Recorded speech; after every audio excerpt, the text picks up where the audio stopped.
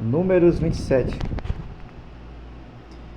E chegaram as filhas de Zelofeade, filho de Efer, filho de Gileade, filho de Maquir, filho de Manassés, entre as famílias de Manassés, filho de José. Estes são os nomes de suas filhas: Macla, Noa, Ogla, Milca e Tirsa.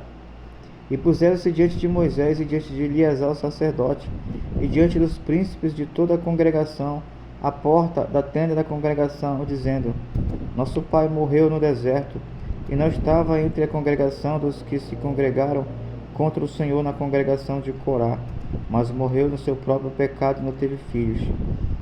Por que se tiraria o nome de nosso pai no meio da sua família, porquanto não teve filhos? Dar-nos possessão entre os irmãos de nosso pai.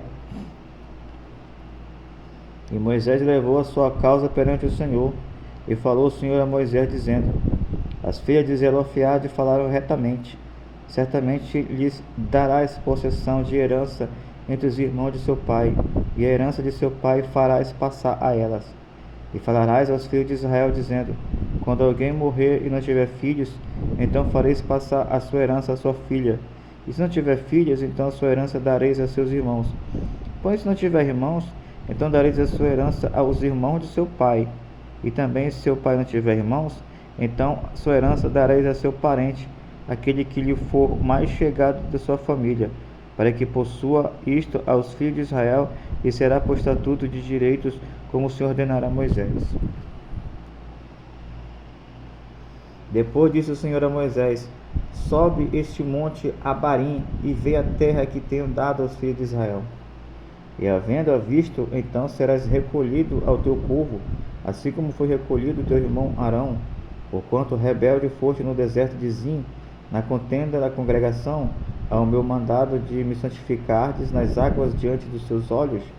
Estas são as águas de Meribá de Cardes, no deserto de Zim.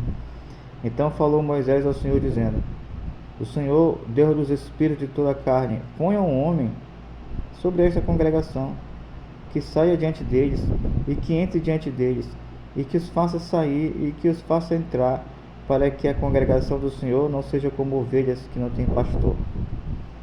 Então disse o Senhor a Moisés: Toma para ti a Josué filho de Num, homem em quem há o Espírito, e põe a tua mão sobre ele, e apresenta-o perante Eleazar o sacerdote, e perante toda a congregação, e dá-lhe mandamentos aos olhos deles, e põe sobre ele da tua glória, para que lhe obedeçam toda a congregação dos filhos de Israel, e se porá perante Eleazar o sacerdote, o qual por ele consultará segundo o juízo de Urim perante o Senhor, conforme o seu dito sairão, e conforme o seu dito entre Arão, ele e todos os filhos de Israel com ele, e toda a congregação.